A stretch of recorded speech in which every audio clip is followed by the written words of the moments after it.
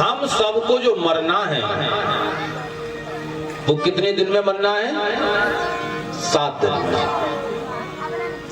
8वां दिन किसी को बना ही नहीं है आज तक। इसलिए ये सप्ताह यज्ञ होता है। और सज्जनों, जैसे रामायण हमको जीना सिखाती है, रामायण क्या सिखाती है? जीने की कला।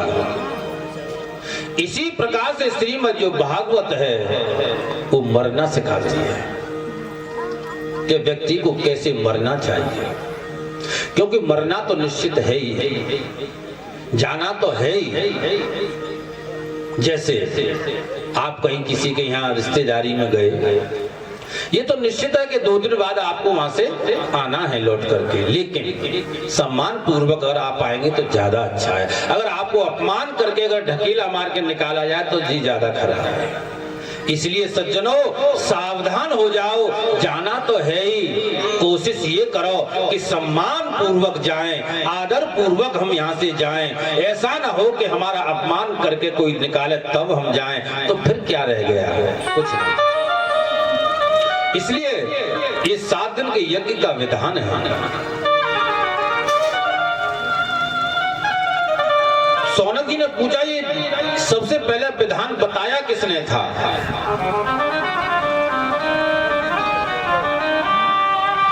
तब सूत जी कहते हैं,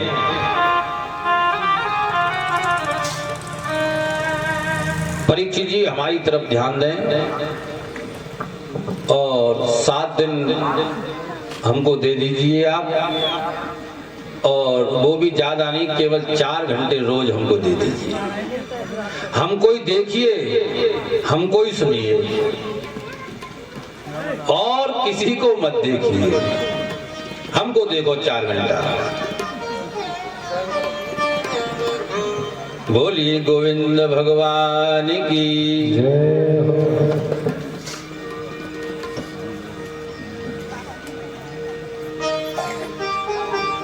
तो क्या प्रसंग था कि सौनक जी ने पूछा, ये सप्ताह रूपी यज्ञ का विधान सबसे पहले किसने बताया, किसको बताया और किसने ये किया? तब सूत जी महाराज ने कहा कि सौनक जी, ये सबसे पहले जो सप्ताह यज्ञ की जो विधि है, ये ब्रह्मा जी के 4 पुत्र हैं, मानस पुत्र, सनक, सनंदन, सनातन और सनत कुमार। इन चारों ऋषियों ने नारद जी को बताई थी। ये सबसे पहले जो विधि बताई थी सप्ताह की, ये ब्रह्मा जी के 4 पुत्र नारद जी को बताई थी। तो फिर सौनक जी ने पूछा कि इन दोनों का मिलन कहाँ हो गया, ये कैसे मिले? चारों ऋषि और नारद जी का मिलन कैसे हुआ? ये बहुत सुंदर कथा है सज्जनों, ये हमारे जीवन की सार है। ये जो कथा है सज्जनों, इसे आप ध्यान पूर्वक सुने। बोलिए गोविंद भगवान की जय। तब सौनक जी ने कहा कि एक बार नारद जी महाराज से इन चारों ऋषियों का मिलन हो गया था बद्रीनाथ में। तो सौनक जी ने कहा कि नारद जी और चारों ऋषि में बद्रीनाथ में कैसे मिल गई, क्या घटना हुई? तो सज्जनों, जैसे हमारे देश का राजा प्रधानमंत्री अपने अनेक दूतों को भेजता है, कुछ खुफिया एजेंसी होती है, वो इसलिए भेजी जाती हैं कि जाओ देख कर के आओ कौन क्या कर रहा है, वो जाकर के बताती है। कुछ लोग आते हैं दूत बन करके और फिर जाकर के हमें बताते हैं। तो सज्जनों, जब इस पृथ्वी पर जब ये कलयुग जब प्रारंभ हो गया था, तो भगवान ने अपने नारद जी को भेजा, बोले जाओ तुम इस पृथ्वी पर देख करके आओ, इस पर चल क्या रहा है। और सज्जनों, जो आज हम लोग करते हैं उसे 5000 वर्ष पहले वेद व्यास जी ने लिख दिया, जो आज आप सब लोग संसार के लोग करते हैं। तो जब नारद जी इस पृथ्वी पर आए एक बार सज्जनों, जब ये कलयुग जब प्रारंभ हुआ तो नारद जी पृथ्वी पर आए।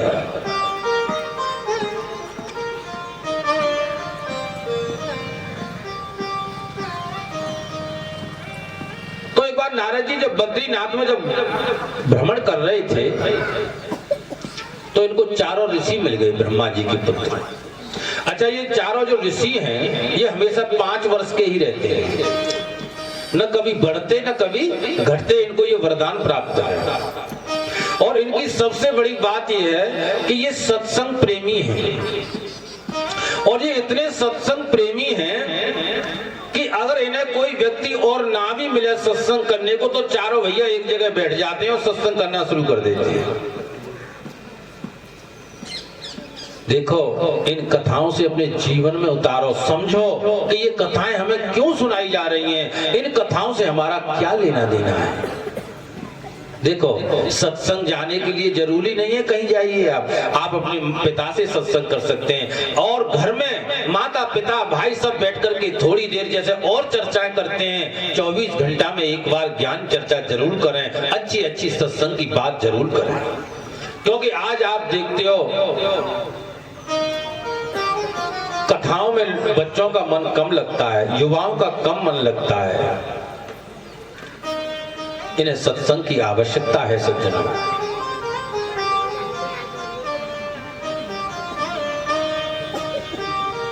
तो ये जो चारों ऋषि थे, इन्हें जब कोई नहीं मिलता तो चारों भाई बैठ जाते और कीर्तन करना शुरू कर देते, आपस में सत्संग करना शुरू कर देते थे। सत्संग का अर्थ ये जनो, सत्संग का मतलब यही नहीं होता कि एक महात्मा हो और 10-20-50 श्रोता हो, नहीं। सत्संग का अर्थ है सत्य का संग। जब हमारे जीवन में जब सत्य आता है, जब हम सत्य अपनाते हैं, कोशिश करो कि हम अपने जीवन में ज्यादा से ज्यादा सत्य बोलें, इसका नाम सत्संग है।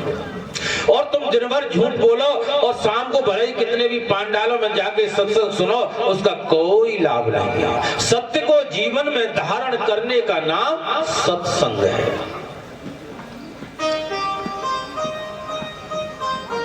तो इन चारों ऋषियों ने नारद जी को देखा। हर चीज को पे ध्यान देने की आवश्यकता है सज्जनों। नारद जी का आज जो मुख था वो उदास था, निराश था। और जब इन चारों ऋषियों ने नारद जी के जब मुख को देखा तो चारों ऋषि तो विचलित हो गए। पता है क्यों? देखो, तुम्हारे घर में जो मूर्ति है, जो भगवान का मंदिर है, उनको कभी कभी ध्यान से देखा करो। कहीं ऐसा तो नहीं है आपके भगवान का चेहरा कुछ लटका हो, कुछ उदास हो, समझ लेना अगर भगवान का मुख उदास है तो कोई बात है जरूर। ऐसा हो नहीं सकता कि बिना बात के भगवान के मुख पे उदासी आ जाए, क्योंकि शास्त्र कहते हैं कि संत के मुख पर कभी भी निराशा नहीं आनी चाहिए, संत के मुख पर कभी उदासी नहीं आनी चाहिए। और यहाँ तक शास्त्रों में तो ये भी लिखा है सज्जनों कि जब तुम किसी महात्मा के पास जाओ तो उससे ये मत पूछना और महाराज जी आप ठीक हो, इससे भी पाप लग जाता है। क्योंकि महात्मा तो ठीक है, तभी तो वो महात्मा है।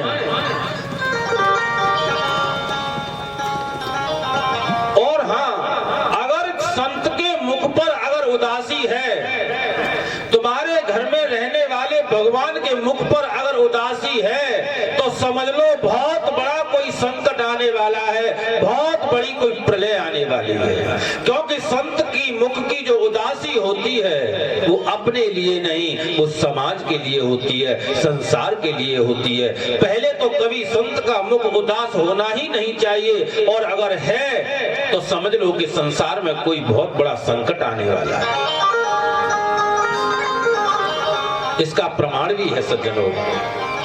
आज तुम देखते हो आए दिन कहीं भूकंप आता है, कहीं कुछ प्रलय होती है, कहीं ट्रेन गिरती है, कहीं हजारों लोगों की मृत्यु हो जाती है। क्योंकि आज इस कलयुग में सबसे ज्यादा सज्जनों गौ और ब्राह्मण और संतों पर ही संकट है। आज उन्हें ही सबसे ज्यादा सताया जा रहा है। आज गौ की दशा देख लो आप,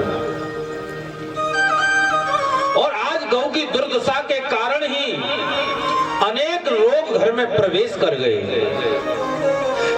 क्योंकि तस्या खुरन्या सपवित्र पांसु मपांसु लानाम धुर कीर्तनियाम। कहते हैं कि गऊ का खुर जिस स्थान पर पड़ जाता है वो स्थान पवित्र हो जाता है। आज हमने अपने घरों से गऊओं को निकाल दिया। महंगा दूध पीना स्वीकार है, नकली दूध पीना स्वीकार है, लेकिन गौ की सेवा करना स्वीकार नहीं है। इसलिए आज बच्चों में अनेक रोग उत्पन्न हो रहे हैं। बोलिए गोविंद भगवान की। तो जब नारद जी के मुख को जब उदास देखा चारों ऋषियों ने, तो नारद जी से पूछा, कथम ब्रह्मांडीन मुखा कुतः चिंता तुरो। भगवान नारद जी, आज आप जैसे संत का मुख उदास, क्या बात है? कुतः चिंता तुरो भगवान, क्या चिंता है तुमको? अरे संतों को तो कोई चिंता होनी नहीं चाहिए, तुमको ऐसी क्या चिंता है जो आज आपका मुख उदास है?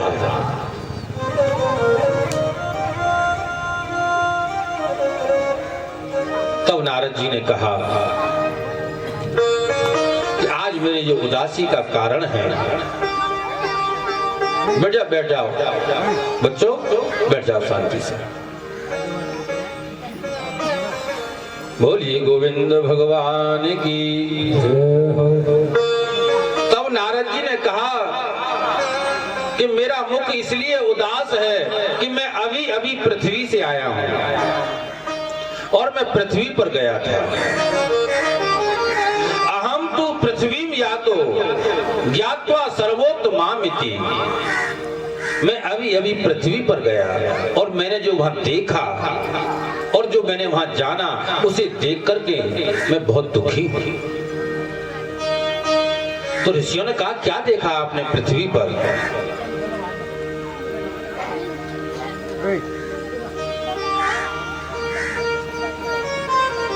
आप सब लोगों से एक निवेदन है, पूरा जीवन हमारा सब बीत गया इन्हीं सब कार्यों में और फिर आगे भी बीतेगा। ये जो 2-3 घंटा जो कथा के हैं, इनमें थोड़ा सा जो है, जो भी जिम्मेदारियां हैं, जो भी है, उसे पांडाल से छोड़ करके तब अंदर प्रवेश करो। बोले अब कथा ही सुनेंगे बस केवल।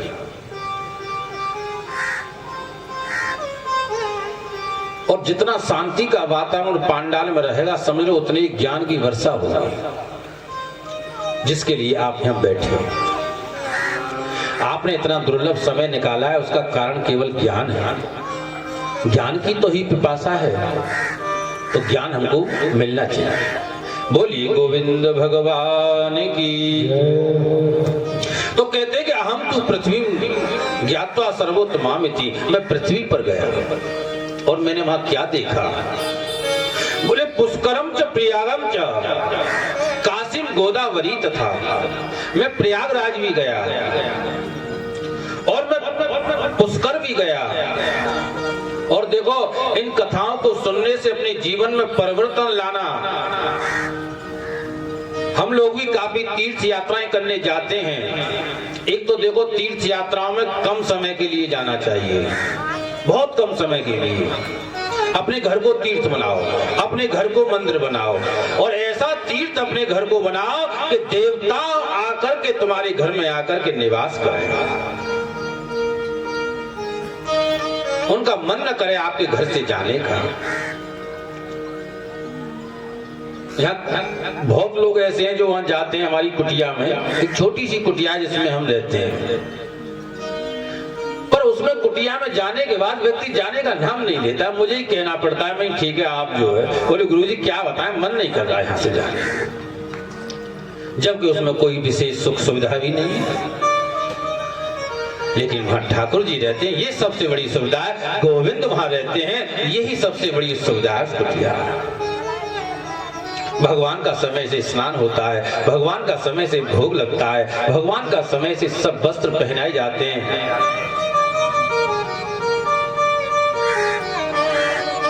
अपने घर को मंदिर बनाओ, तीर्थ बनाओ।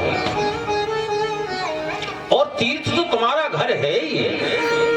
जिस घर में माँ रहती हो, जिस घर में पिता रहते हो, उससे बड़ा तो कोई तीर्थ नहीं है। तुम किसी मंदिर मत जाओ, हम नहीं कहते मंदिर जाओ, लेकिन सुबह उठकर के माँ के चरणों में अपना सर रख दीजिए, आप पे सब देवता कृपा करेंगे।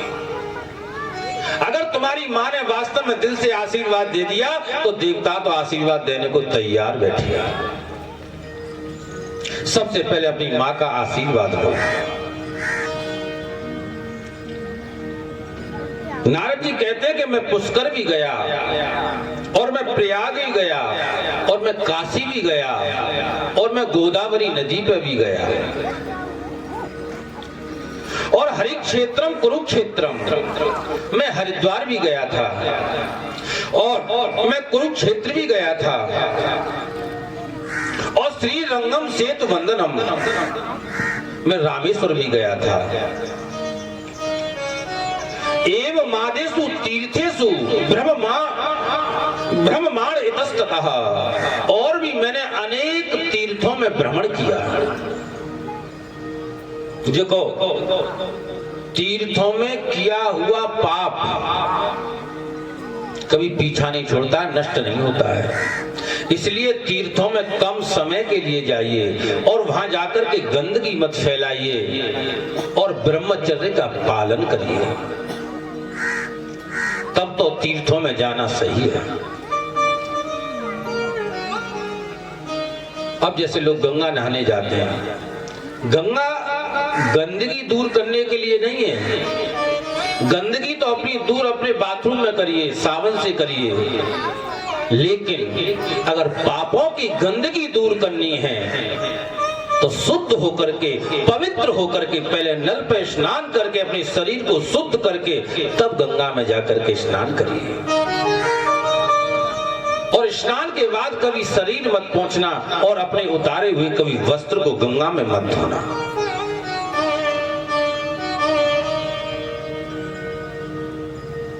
यही कह रहे नारद जी, मैंने अनेक तीर्थों में गया, लेकिन नापस्यम पुत्र चिच्छर मन संतोष कारकम, मैं इतने तीर्थों में गया लेकिन मेरे मन को कहीं संतोष नहीं मिला, मुझे शांति नहीं मिली अभी तक। प्रयाग भी गया, हरिद्वार गया, कुरुक्षेत्र गया, काशी गया, गोदावरी गया, श्री रंग सेतु बंधु भी गया और भी अनेक मैं तीर्थों में गया, लेकिन मेरे मन को संतोष नहीं मिला।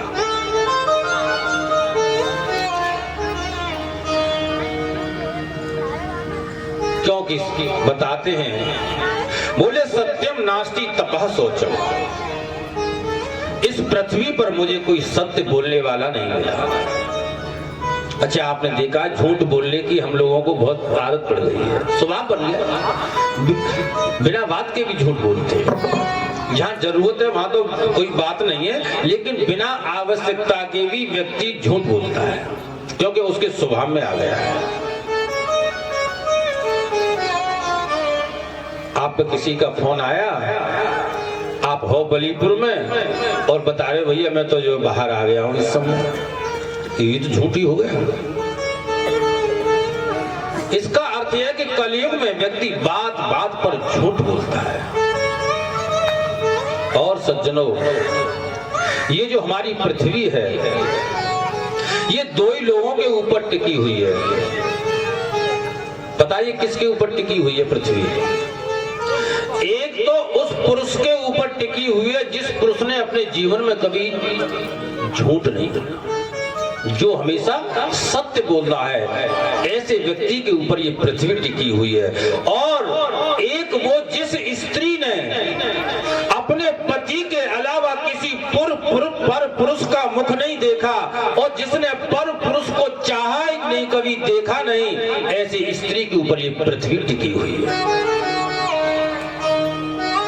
जिसे पतिव्रता नारी कहते हैं। पतिव्रता नारी का अर्थ पता है आपको क्या है? पतिव्रता नारी उसको कहते हैं जो अपने पति को ही भगवान समझती है, पति को ही जो भगवान मानती है, उसको पतिव्रता कहते हैं। ऐसे नारियों के ऊपर हमारा ये देश टिका हुआ है। ये पृथ्वी टिकी हुई है।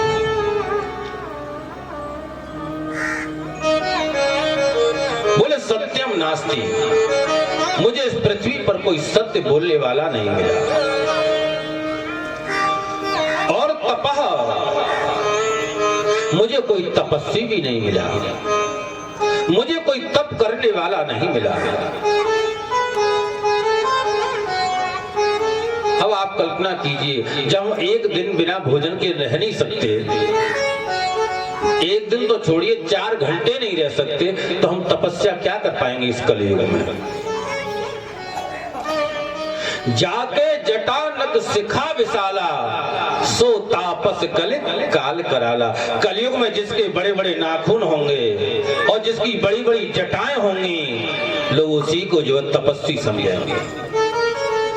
ये कलयुग का प्रभाव है। सत्यम नास्ति और शौचम,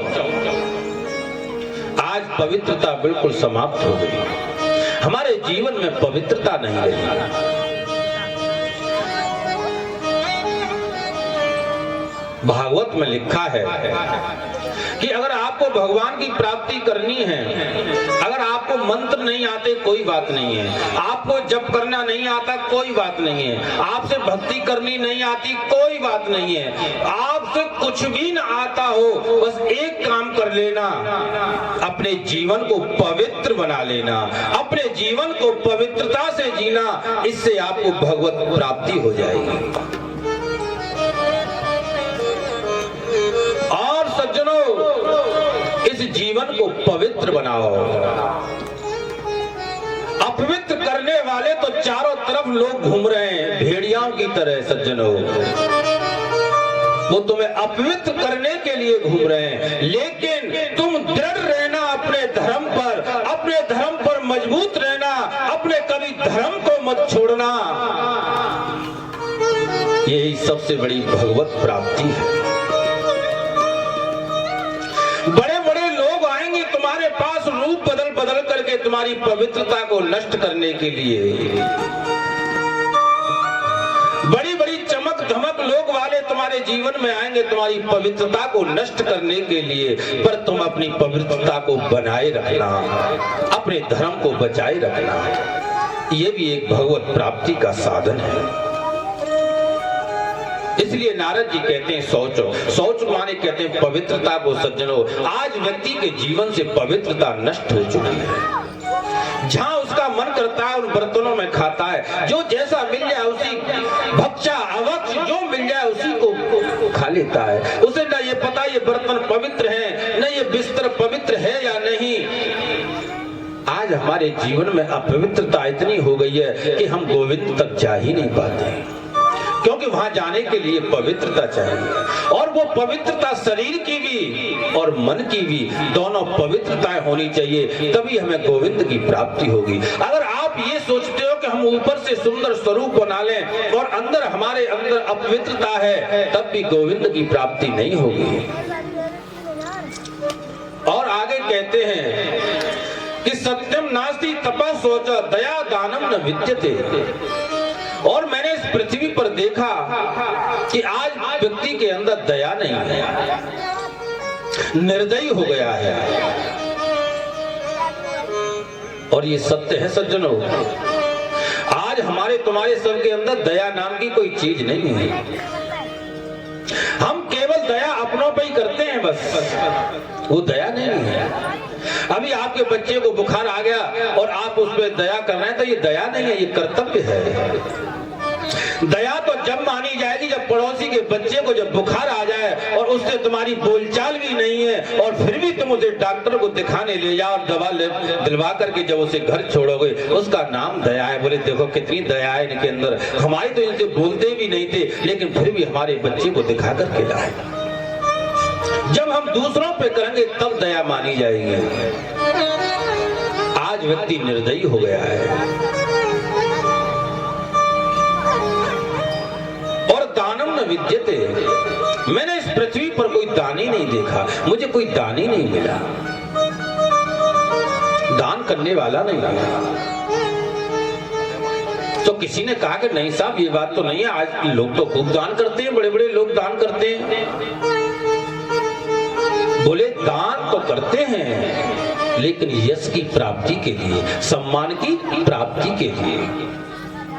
जैसे एक नेताजी आए और अनाथालय में जो है 100 कंबल उन्होंने बांटे और सुबह उनका अखबार में नाम आ गया, फोटो आ गया, तो ये कोई दान नहीं माना जाएगा। दान तो उसको कहते हैं कि इस हाथ से हमने अगर दान किया है तो इस हाथ को जो है पता ना लग पाए दूसरे हाथ को, उसका नाम है दान। मुझे कोई दान ही नहीं मिला। और उधर लंबड़ो जीवा वरा का कूट भाषण, उधर कहते हैं सज्जनों पेट को। जैसे जो कीड़े मकोड़े जो जीव होते हैं, पशु पक्षी, उनका उद्देश्य केवल अपना पेट भरना होता है। क्या उद्देश्य है उनका? पेट भरना। बोले इसी प्रकार से वरा का कूट भाषणा, ये भी जो मनुष्य है, ये जो जीव है, ये आज कीड़े मकोड़ों जैसा जीवन जी रहा है, केवल अपने पेट के लिए जीता है, अपने ही लिए जीता है। उदरम्बड़ो बोले मेरा पेट भर जाए बस।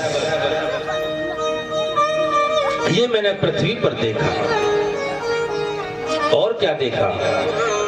बोले मंदा सुमंद मदयो मंद भाग्या हि पुत्र कहा। और मैंने देखा कि पृथ्वी पर लोगों का भाग्य बहुत मंद हो गया है, भाग्य बहुत कमजोर हो गया है, भाग्य उनका काम नहीं करता है।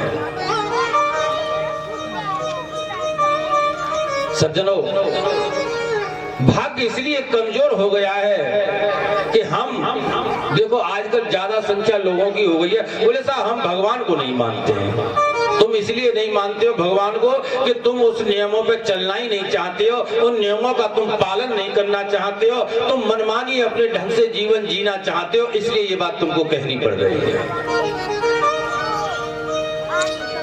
जब मन में आती है व्यक्ति सोता है, जब मन में व्यक्ति आती है तो जग जाता है, जब खाने की इच्छा होती है तो खाता है। ना उसे ये पता सोने का समय क्या है, जगने का क्या समय है, खाने का क्या समय है। हम चप्पल जूता पहन के भोजन कर रहे हैं, हम खड़े होकर के भोजन कर रहे हैं। हमने अपनी संस्कृति को इतना दिन रात नष्ट करते जा रहे हैं और उसमें हम प्रसन्न और हो रहे हैं ऊपर से। बोले हाँ आज नया जमाना आ गया है साहब। तुम खड़े होकर जो भोजन करते हो जाकर के, इसका नुकसान किसी और को नहीं, तुमको स्वयं को होगा। क्योंकि ये अन्न का दोष है, ये पाप लगेगा खड़े होकर के भोजन करना, जूता पहन के भोजन करना। ओहो, अन्नपूर्णा मैया का अपमान है। लेकिन हम खुश होते हैं ना जाकर के बड़ी बड़ी शादियों में। बोले साहब यहाँ तो बहुत सुंदर व्यवस्था है। देखो आप विज्ञान भी लगा लो अपनी। पहले परीक्षित जी पुराने समय में बड़े बूढ़े लोग रसोई में बैठ के भोजन करते थे, अंदर करते थे। देखो ये आप ज्योतिष में देख लेना सर्च करके। अगर आपका राहु केतु खराब है, अगर उन्हें सही करना चाहते हो तो आप अपनी रसोई में अंदर बैठ के भोजन करिए, आपका राहु केतु सही हो जाएगा। इसका अर्थ यह, पहले जो वृद्ध थे, जानकार थे, ज्ञानी थे, रसोई में अंदर बैठ के भोजन करना बहुत श्रेष्ठ होता है। बैठ कर पवित्रता से। इसलिए सज्जनों, भाग्य व्यक्ति का कमजोर हो गया है कि हम कोई भी नियमों का पालन नहीं करते। और नारद जी कहते हैं कि पाखंडता निरता संतो विरक्ता सपरग्रियः। मैंने पृथ्वी पर देखा कि चारों तरफ पाखंड फैला हुआ है। और बोले संतो विरक्ता, जो लोग संत हैं और जो अपने को विरक्त कहते हैं, बोले सपरग्रियः, उनका सबका कहीं न कहीं परिवार से संबंध जुड़ा हुआ है, सब परिवार से जुड़े हुए हैं। बोलिए गोविंद भगवान की जय। और नारद जी कहते हैं मैंने एक दृश्य तो ऐसा देखा है पृथ्वी पर जिसे देखकर के मुझे बहुत पीड़ा हो रही है।